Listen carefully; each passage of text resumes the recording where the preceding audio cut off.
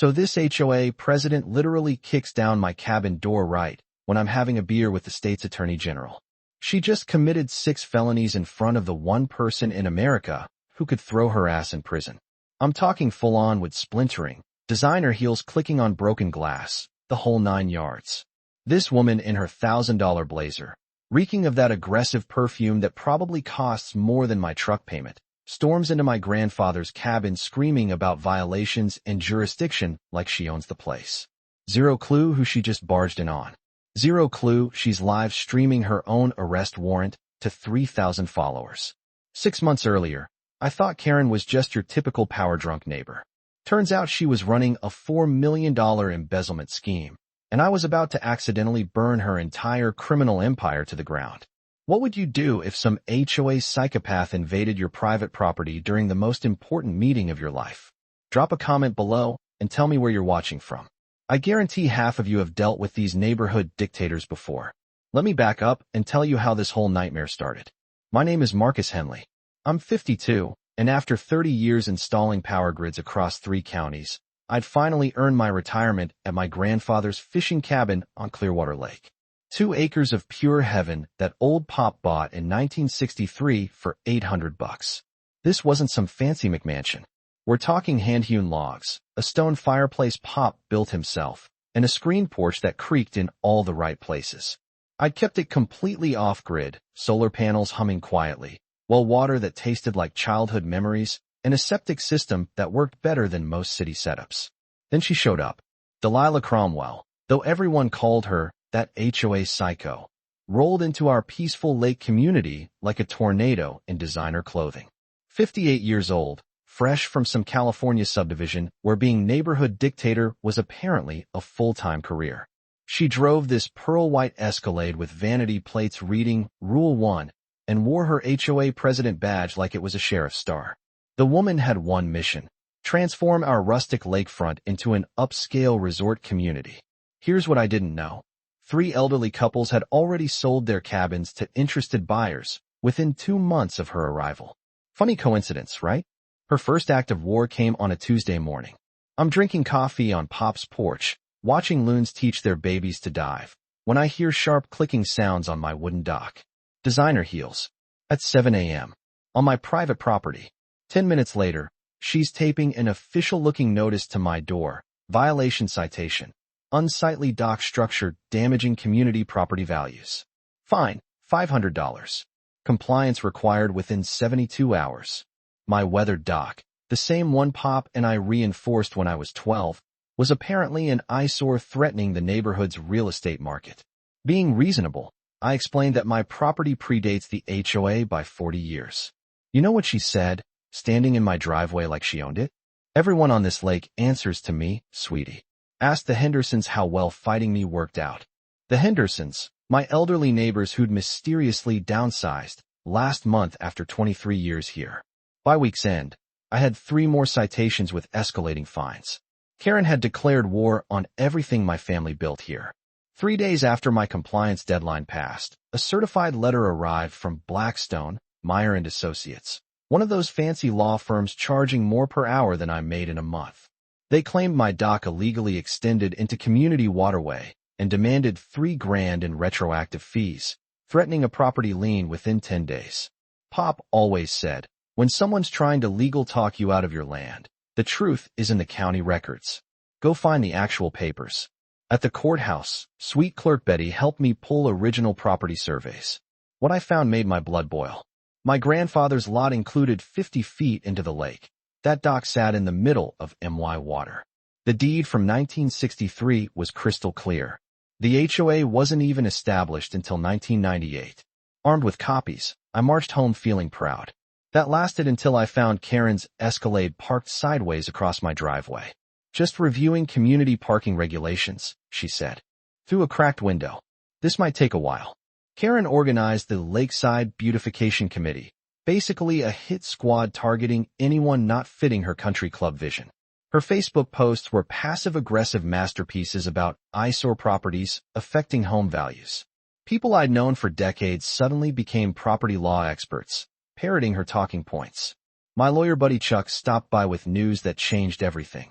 The Attorney General's office is investigating HOA corruption statewide. Similar harassment patterns. Elderly homeowners hit with frivolous citations, property values artificially driven down, mysterious cash buyers swooping in. That night, I started logging every interaction while researching Karen's background. Her husband Robert wasn't just any state employee.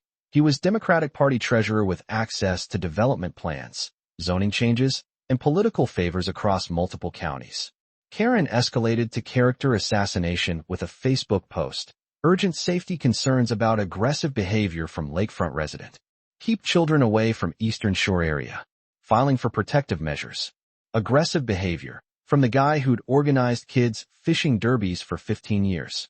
The breakthrough came while organizing paperwork for my Attorney General meeting. Something caught my eye on Karen's violation notice. Fines payable to Lakeside Estates Community Improvement Fund, account number 847291. At the courthouse, Betty helped pull HOA financial records.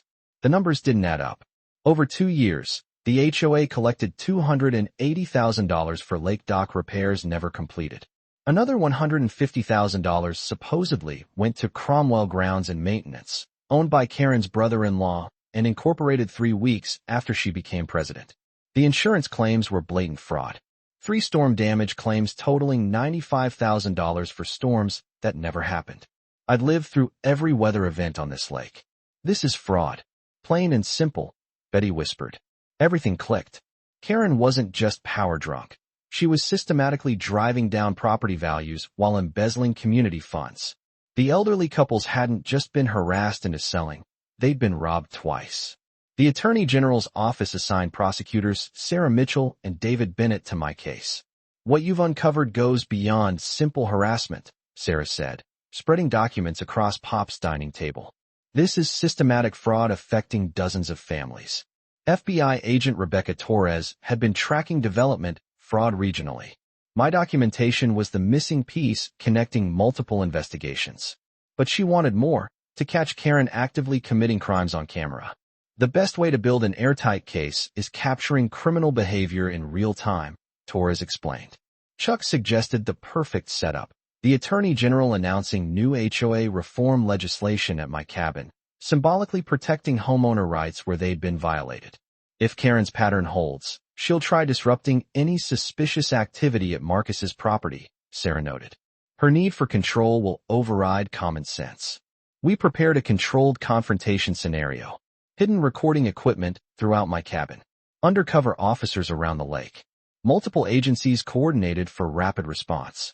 Karen sensed walls closing in and went full sabotage. Solar panels mysteriously malfunctioned. Boat dock chains were cut.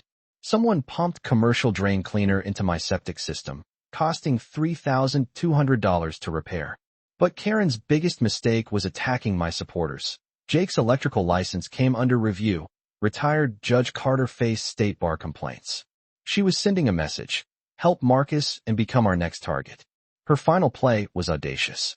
Through her husband's connections, she discovered I was meeting with Attorney General Patricia Williamson herself.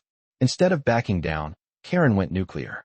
Her plan, position herself as a political conspiracy victim, claiming the state's top prosecutor was targeting her family for partisan reasons.